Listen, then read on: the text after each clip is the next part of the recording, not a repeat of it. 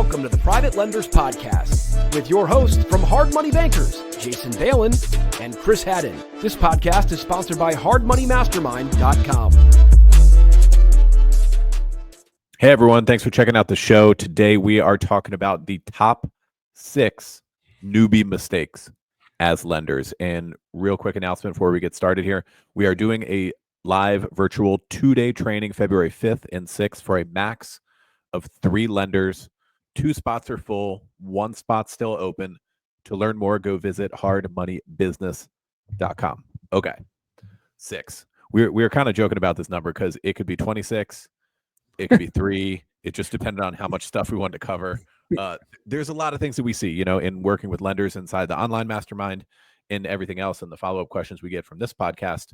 And we want to keep it concise, but important, right? High-level stuff that lenders, especially newer ones, should be focusing on. Maybe even older lenders, maybe even some, lenders who have been around for some years have some holes in their game. That's very common too. So we're going to break down the top 6 as we see it. And we're going to structure this a bit as working from the front to the back, as we like to do, from like pre-transaction into the transaction and on down the line. So that makes number 1, not marketing enough or even marketing at all.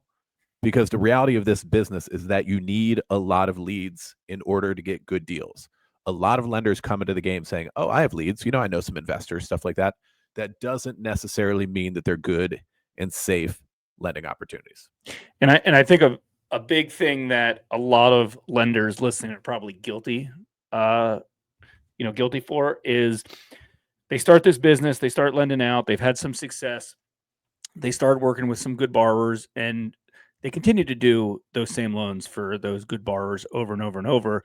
And they look and they're like, hey, listen, like I've got a decent portfolio, but a lot of my loans are all for the same people. And I'm giving them a little bit higher leverage than I would like, that I'm comfortable with. Mm-hmm. And I'm not charging as much as I would like. And I'm not making the returns that I would like.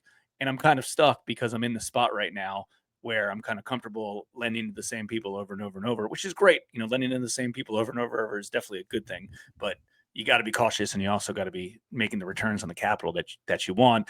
And I get that it's hard to kind of go backwards and potentially change up terms, provide higher down payments, things like that. And you might not necessarily need to on those particular borrowers, but moving forward, like put a real effort of time and, money towards marketing and finding new opportunities. And typically as that happens, they become better opportunities and they become better deals because, hey, we talk about this all the time, but if I have 10 deals to look at every week and Chris has 30 deals to look at every week, he's going to find better deals than I am just based off that. So, continue marketing. And even if you don't have enough capital for doing more and more deals, just continue to market anyways, because the ones you do fund will just be better deals and you can cherry pick the best of the best. So it's very important to continue to up your marketing efforts. Yeah, I was going to mention that too. Like, don't get stuck in the trap of thinking that you don't have enough capital, therefore you can't market, because that's just a limiting belief. It really is. Like, one, like Jason said, if you have more leads, then you can do more quality deals. You can quote deals more conservatively. And 2, bringing in good deals is going to force you to raise more capital, which is the game. Getting more deals and raising more capital will always be the game. Let's keep it moving. We got a number of things to cover. All right, number 2, not getting on the phone immediately with prospects in order to both sell and underwrite them. Yeah, I would say that's a very high level top task that I think a lot of private lenders try not to do because they don't intentionally not do it, but they become busy and they don't want to, or they judge a book by its cover and they're like, I'm not going to talk to this guy. Like, he probably doesn't have any cash or the property's in a bad area. Like, step 1 is if somebody calls you and you're on the phone with them, great. Go through your script, build rapport with them and see if there's a deal to be had. If they email you, fill out a loan application online, whatever, text you, whatever that is, get them on the phone, call them immediately or shoot them an email and say, hey, can we set up a call? Because you're just not going to know what you don't know unless you get on the call with somebody. And if you do this properly, we've done other episodes related to scripting and sales. You only need to be on the phone with them for a minute or two, to 5 minutes max, right? A minute or two if you can't do anything, 5 minutes if you're building great rapport with them and it could turn into a deal. and that's it. But you got to get all that stuff out of the way. You can't sell these deals over email or text. It doesn't work like that. And listen, in a perfect world, it'd be great for you to go to every single property or invite every borrower to come to your office and meet them in person. That's challenging to do, and it takes time. Save that for the very best.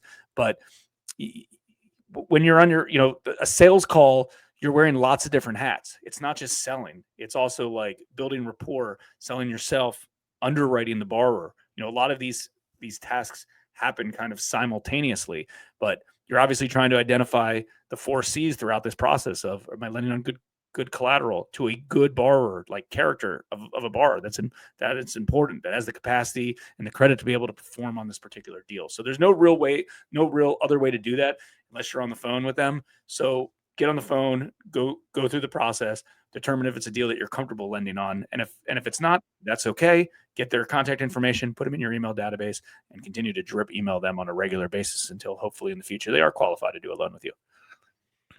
All right, number 3, letting borrowers dictate terms. And again, this is going to be, a problem that traces back to small pipeline syndrome, as we've called it for a long time. If you don't have enough deals, if you don't have enough leads, if you don't have enough real clients, the borrowers are going to have some leverage on you. And they're and we hear about this too in the mastermind group. Like if somebody lends to like 2 or 3 local flippers, they're going to lean on you for the terms that they want if they think they can get it. This is where lenders get stuck in the trap of giving 100% financing, which is a very, very high risk way of lending, and also not charging enough. Like if a borrower is like, yeah, I mean, I'll give you deals, but I'm going to need 100% financing, and you can charge, 11% of 1 point. It's like, whoa, who's dictating terms of your capital now? Like, right? You wouldn't feel that way if you had 10 leads today. If you had 10 leads to look at and quote, you wouldn't be getting, beat up by one borrower. Yet we do come across lenders that fall into this trap. Yeah. I mean, if you're a newer lender, I know this is going to be challenging. And looking back, maybe it was challenging for us, but we also learned at an early stage, not only do we dictate the terms, but we only have one loan product. And that's how it's always been. Like, we're 12.99, 3 points, 1 year term. Very, very simple. You got to put down at least 20%, So up to 80% of the purchase price, 100% of the construction cost. I got lenders all the time that ask me, say, oh, well, if you have a really good repeat partner, like I'm assuming you'd give them higher leverage and lower terms. No, it's the same. If you do the first deal with us or 100 loans for us, we've done 100 loans for borrowers. We've done lots of loans where we've done dozens and dozens and dozens of loans for people, and it works or it doesn't work. And we learned that a few different ways. First off, back in the day, we used to have different types of terms, and it was hard to keep track of who'd we quote this to.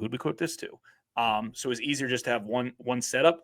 And, I remember back in the day, working with a few borrowers that were really strong borrowers. And every time I got them on the freaking phone, they would just try to renegotiate terms every time. All right, well, okay, well, if you're not going to come off on this, like come down on your $995 funding fee or your draw inspection fee or your valuation fee. And eventually it was like, enough is enough. Like, we're not negotiating anymore. This is what it is. It helps us with our sales process. It helps us with our scripting. It helps us keep frame control throughout the whole sales process. We have one product. It's set up like this. And, I don't want to state if it works, it works. Like, that's not probably the right sales strategy, but like we're selling the reasons why, we have a superior product in the marketplace and a superior service, and we're localized and things like that. And our terms are our terms. And that's just the way that it's set up. And we go into sales calls with a lot of confidence because we know there's no negotiation. I mean, think about it. If you know that you can't negotiate at all, think about how you're going to sell compared to, okay, yeah, I'll drop this by 0.5 point, or I'll change this up, or I can do it this way, right? If you know you have that flexibility. If I knew, or if our company knew, if we wanted to, on quote unquote the best borrowers, we could go down from 12.99 to 11.99. You don't think 9 out of 10 deals or 10 out of 10 deals we would reduce price to? Yeah, it's second nature. Like, you'd be like, if you have that crutch, you're just going to take it. So we don't give that crutch to I don't give that crutch to myself or to anyone else on our sales team. That's what I was going to mention too. Like that's a dangerous place to be psychologically.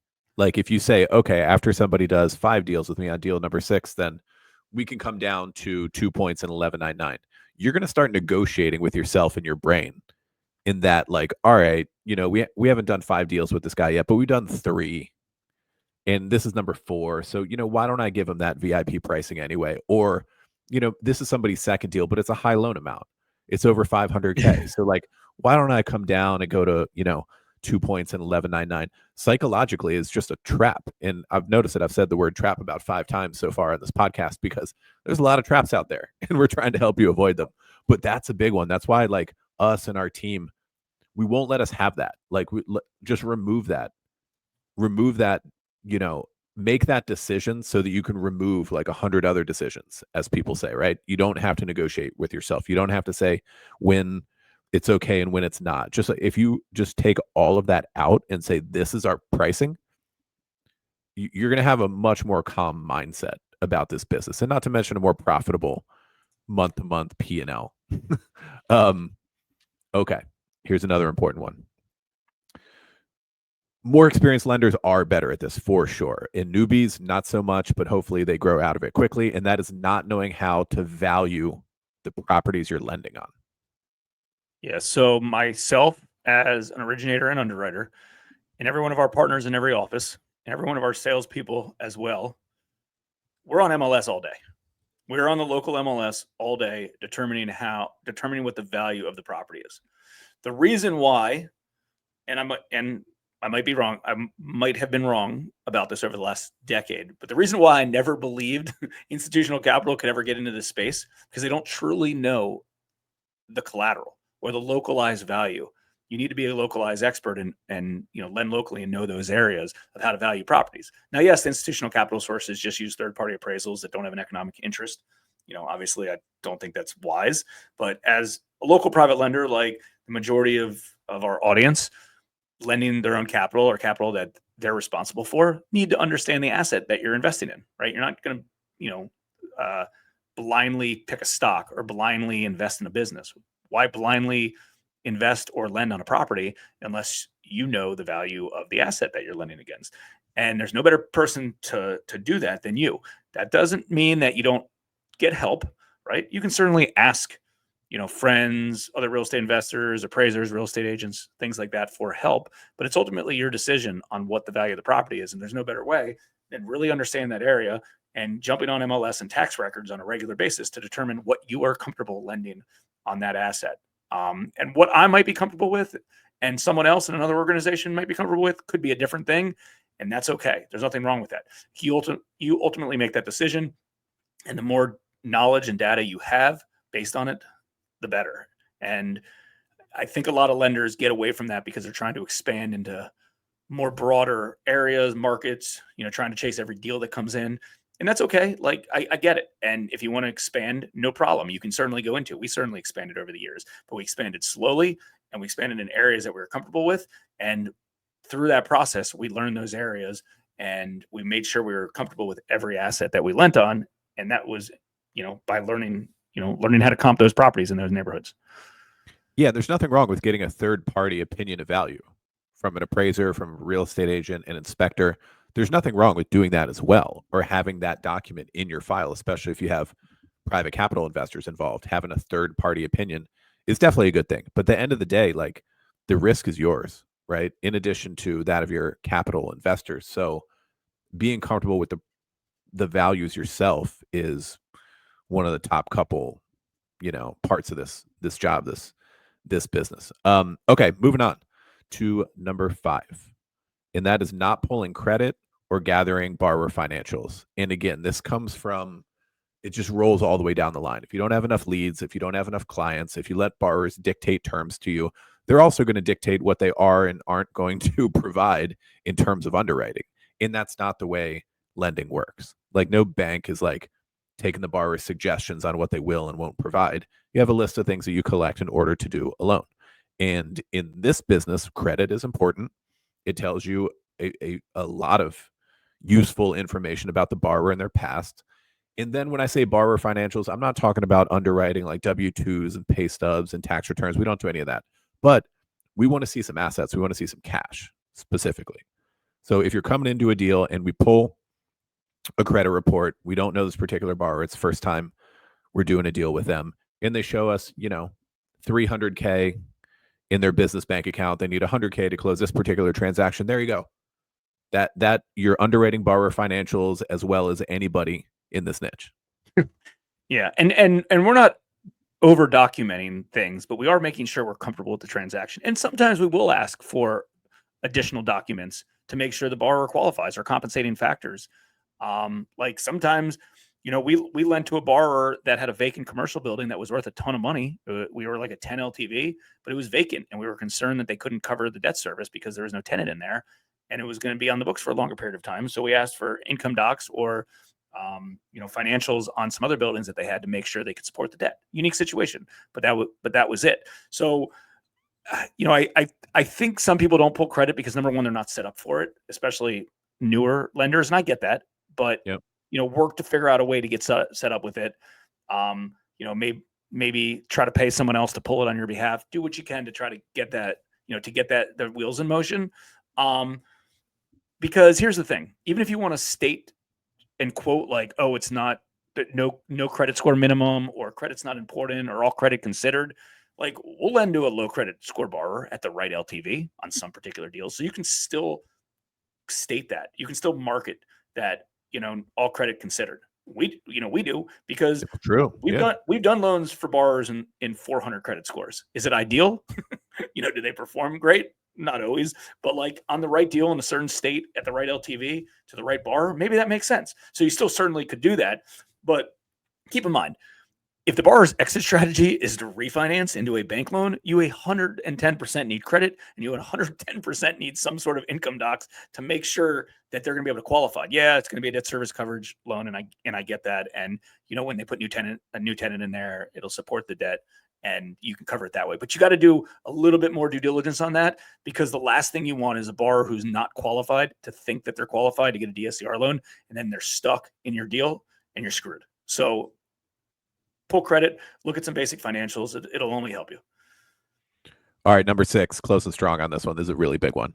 And that's choosing the right capital. And we're talking about the world of private capital, high net worth individuals, maybe small family offices, stuff like that. We're not talking about institutional or bank lines or anything like that, because we don't really play in that world. Whether you're running a fund or co-lending model, you're going to have high net worth individuals and possibly small family offices funding your deals. But just because they have money does not mean they're the right fit for you. Now, here's something important. Another trap. Yet another trap. You don't work for your capital investors. Let's say that one more time. You do not work for your capital investors. Are you going to be a good steward of their money and do right by them? Absolutely. Put them in right deals, but you're not their employee. They don't dictate everything you do in terms of terms and their rate of return and everything else. They're a very important piece of the puzzle and amazing partners that we've had in our particular business for 12, 15 plus years with the same investors, right? Incredibly important to it. But they don't make your lending decisions for you. You have the deals.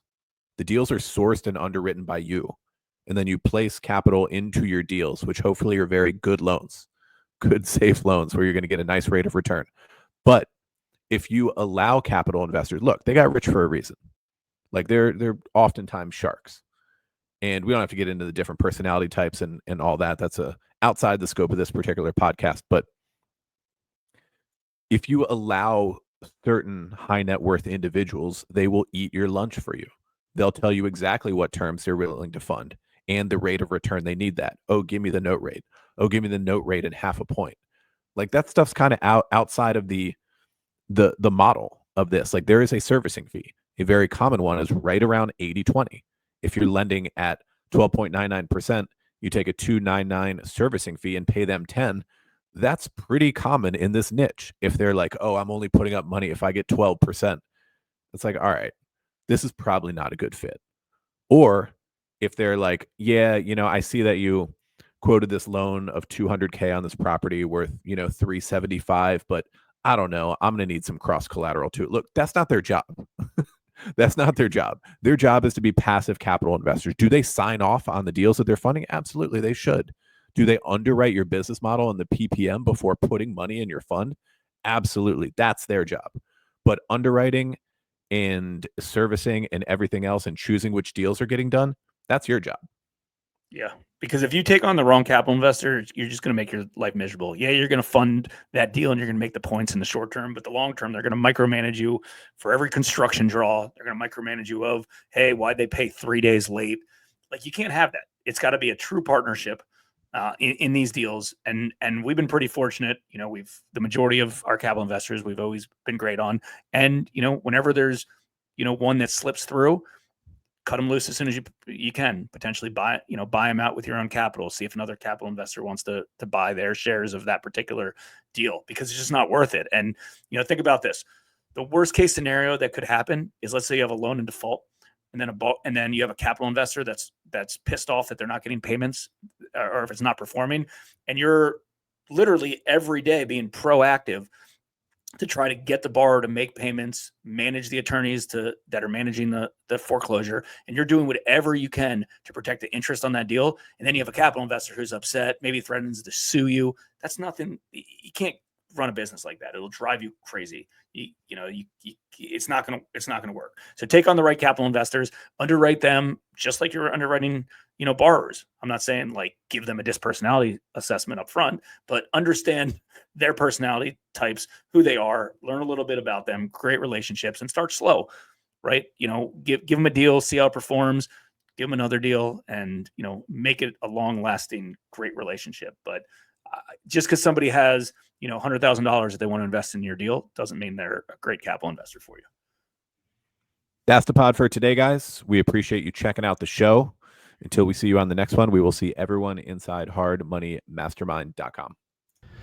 We hope you enjoyed this episode of the Private Lenders Podcast. Please note that the opinions stated by all the speakers on this show are only opinions and not intended for legal, financial, or accounting advice. Please make sure to always check with your own legal, accounting, and financial professionals. If you enjoyed this episode of the Private Lenders Podcast, we'd appreciate it if you would spread the word. Make sure to check out hardmoneymastermind.com, the #1 free community for new and experienced private and hard money lenders.